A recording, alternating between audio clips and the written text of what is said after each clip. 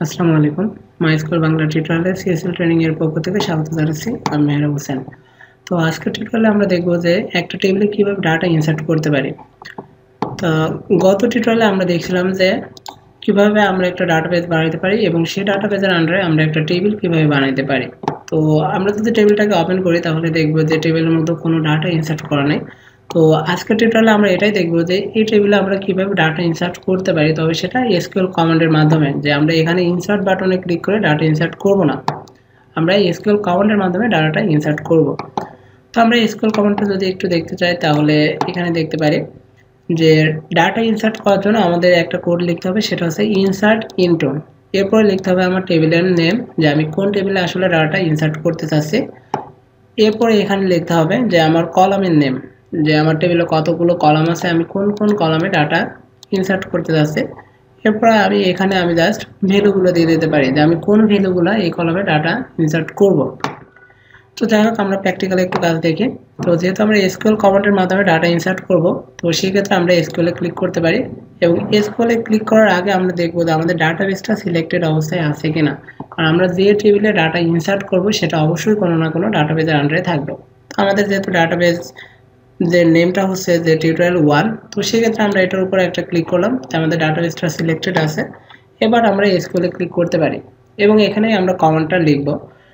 তো ফার্স্ট আমি লিখতে পারি যে ইনসার্ট ইনটু, কারণ আমরা এখানে একটু কোড দেখছিলাম একটু আগে যে আমরা ডাটা ইনসার্ট করতে হলে ফার্স্টে লিখতে হবে ইনসার্ট ইনটু, এরপরে বলতে হবে টেবিলের নেম।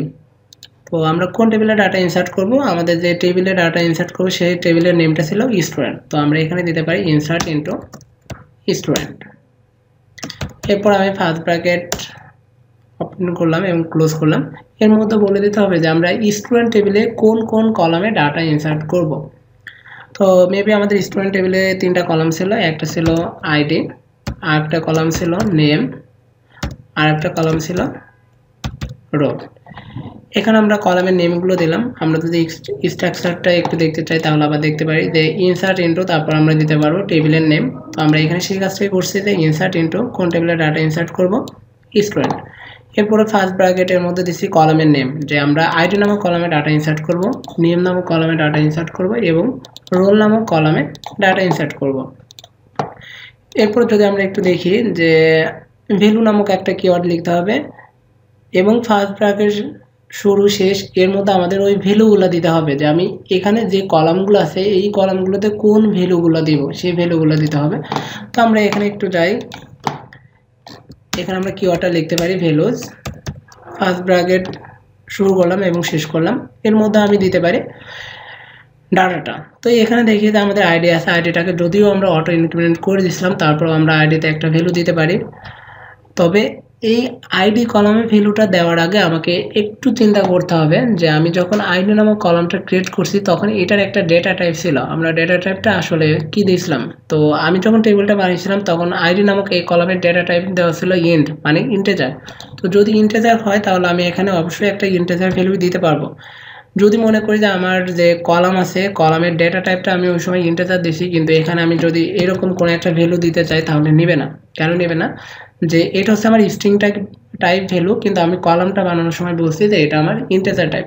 তো যার জন্য আমি যখন কলামটা বানাবো এই কলামের ডেটা টাইপটা আমি যা দিব এখানে সে অনুযায়ী আমার ভ্যালুটা দিতে হবে।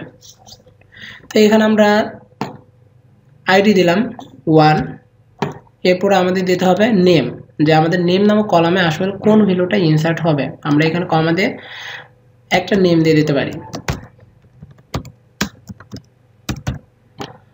ওকে, এখন আমরা একটা নেম দিছি, নেমের আগে সিঙ্গেল কোটেশন শুরু শেষ কেন করে দিছি, যে আমাদের নেম নামক যে কলামটা ছিল ওইটার ডেটা টাইপ আমরা দিছিলাম var ক্যারেক্টার। তো যেহেতু ওইটা var ক্যারেক্টার ছিল, সো আমাদের যে ভ্যালুটা দিতে হবে ভ্যালুটাকে স্ট্রিং করে দিতে হবে। তো আমরা ভ্যালুটাকে যদি স্ট্রিং করতে চাই তাহলে এটার ফার্স্টে একটা সিঙ্গেল কোটেশন এবং লাস্টে একটা সিঙ্গেল কোটেশন দিলেই হয় যে আমার এটা স্ট্রিং টাইপ হিসেবে কাজ করবে।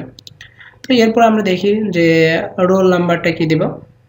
তো এখানে যদি আমরা দেখতে চাই যে রোল নামক আমার যে কলাম ছিল ওটার ডেটা টাইপটা আসলে কি ছিল, আমরা যদি দেখতে চাই তাহলে এই কোডটাকে একটু কপি করে নিই।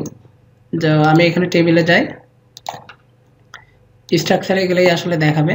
তো এখানে আমরা দেখি যে আইডি নামক যে কলাম ছিল এটার ডেটা টাইপ আমরা দিয়েছিলাম ইন্টিজার, নেম নামক যে কলাম ছিল এটার ডেটা টাইপ দিয়েছিলাম var ক্যারেক্টার, রোল নামক যে ডাটা কলামটা ছিল এটারও ডেটা টাইপ আমরা দিয়েছি var ক্যারেক্টার।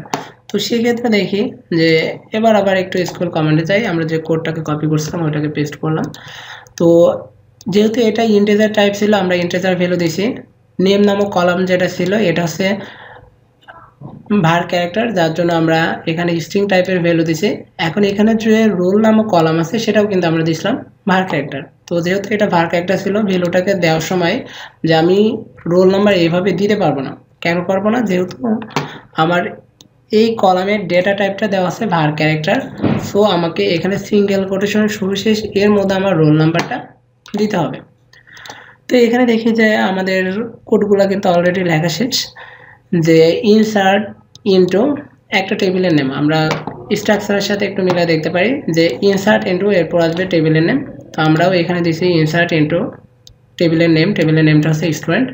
স্টুডেন্ট টেবিলে কোন কোন কলামে আমরা ডাটা ইনসার্ট করতে চাচ্ছি, যে এখানে যদি যাই তাহলে দেখি যে আমার কলামের নেমগুলো ফার্স্ট ব্র্যাকেটের মধ্যে দিয়ে দিতে হবে। তো এখানে আমরা কলামের নেমগুলো দিচ্ছি যে আইডি, নেম, রোল। এখানে আমরা ভ্যালুগুলো দিচ্ছি যে আইডি কলামে সেভ হবে 1, নেম নামক কলামে সেভ হবে একটা নেম, রোল নামক কলামে সেভ হবে একটা রোল। তো আমরা এবার যদি চেক করতে চাই তাহলে নিচে গো বাটন আছে, জাস্ট গো বাটনে ক্লিক করতে পারি। তো এখানে আমরা মেসেজ দেখতে পারতেছি যে 1 রো ইনসার্টেড। সো আমরা যে ডাটাটা দিছি আমাদের ডাটাটা সেভ হয়েছে, মানে একটা রো ইনসার্ট হয়েছে। তো আমরা যদি আরও ডাটা দিতে চাই তাহলে আমরা এই কোডটাকে কপি করে ইনসার্ট করতে পারি, যে স্কুলে যাই, এখানে আমরা আরেকটা ডাটা দিতে চাই,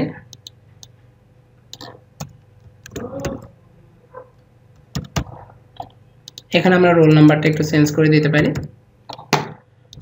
ওকে, তো আমরা এখানে গো বাটনে ক্লিক করতে পারি। আর আইডিটা যেহেতু আমরা 1 একবার দিছি, এটা আইডি আমরা চেঞ্জ করে 2 দিব, যেহেতু একটা ডাটা এর আগে আমরা ইনসার্ট করছি। তো এখানে গো বাটনে ক্লিক করে আমরা দেখব যে 1 রো ইনসার্টেড, তার মানে আরেকটা রো ইনসার্ট হয়েছে। তো আশা করি এই টিউটোরিয়ালের মাধ্যমে আমরা ডাটাগুলো ইনসার্ট করতে পারবো। তো নেক্সট টিউটোরিয়ালের জন্য স্বাগত জানিয়ে শেষ করছি। আল্লাহ হাফেজ।